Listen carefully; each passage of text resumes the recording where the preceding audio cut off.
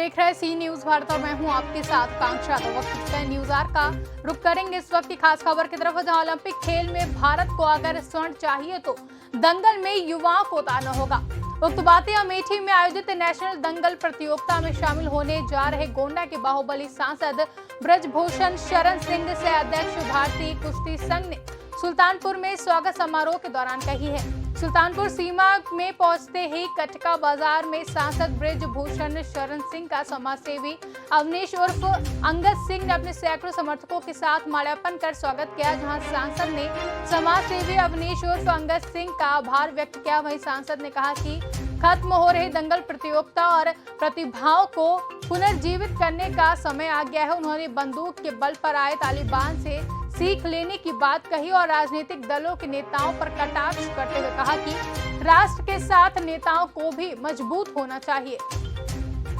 वरिष्ठ समाजसेवी अंगद सिंह ने दंगल प्रतियोगिता के क्षेत्र में बढ़ाने का आह्वान किया है। उन्होंने कहा कि ओलंपिक खेल में भारत को स्वर्ण चाहिए तो दंगल में युवाओं को आगे आना होगा और अपनी सहभागिता दिखाते हुए लक्ष्य को प्राप्त कर जीत हासिल करनी होगी।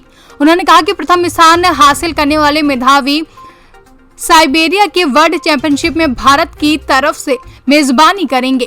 शापिर खाना में हो रही और ये दंगल जो है सरकारी दंगल है और इसमें पूरे राज्य के कोने कोने के पहलवान आ रहे हैं और नेशनल दंगल है।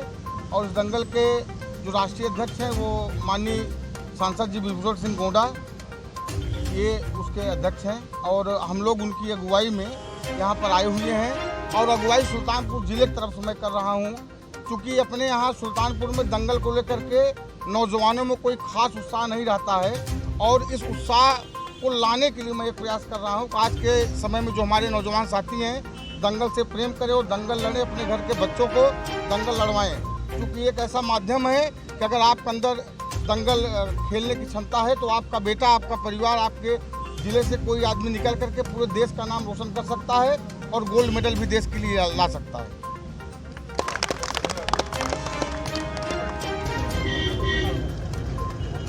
देखिए, एक तो दंगल नहीं है, ये नेशनल है।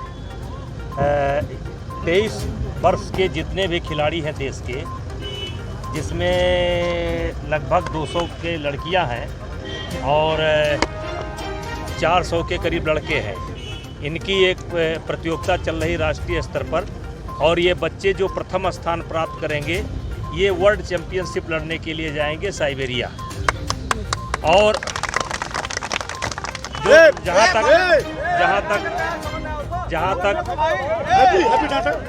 जहाँ तक संदेश की बात है, जैसे पहले कहा जाता था कि सबसे प्रथम निरोगी काया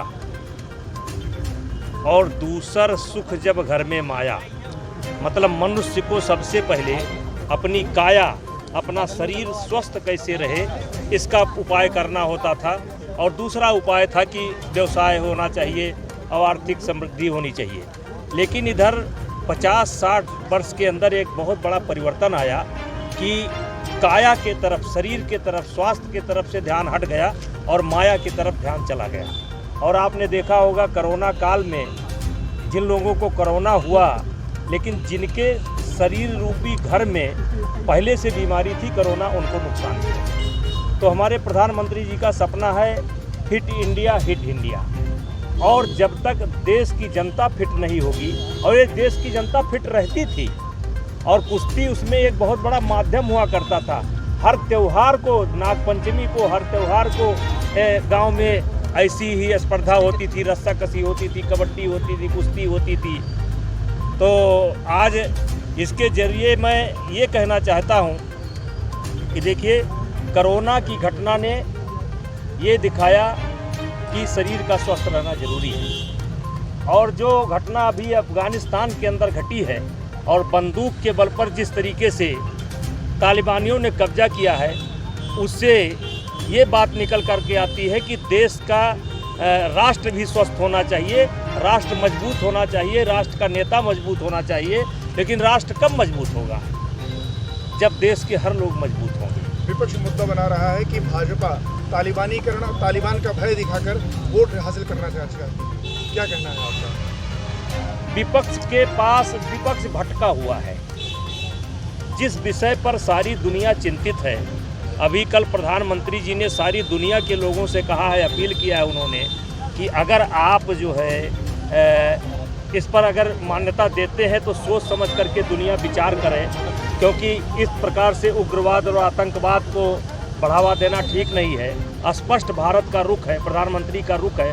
अब हमारा दुर्भाग्य है विपक्ष का कि सर्जिकल स्ट्राइक पर सवाल उठाएंगे, एयर स्ट्राइक पर सवाल उठाएंगे, वैक्सीन पर सवाल उठाएंगे, ये दुर्भाग्य है।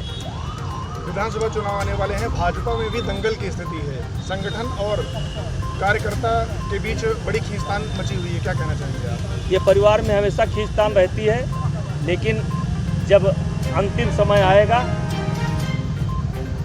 खींचतान संगठन में हो सकती है, खींचतान सत्ता में हो सकती है, लेकिन जनता में कोई खींचतान नहीं है। जनता, विशेष करके गरीब जनता, मोदी जी को और योगी जी को पसंद कर रही है और सरकार बनाएगी। अखिलेश यादव कह रहे हैं कि अब की 400 सीट हमारी आने वाली है, आपका क्या कहना है? कुछ ना कहें तो ज़्यादा ठीक है। सुल्तानपुर से सी न्यूज संवाददाता वाजिद हुसैन की रिपोर्ट। फिलहाल के लिए न्यूज आवर में बस इतना ही। देश और दुनिया की बड़ी खबरों के लिए बने रहे सी न्यूज भारत के साथ। हर खबर आपके साथ, आपके हाथ।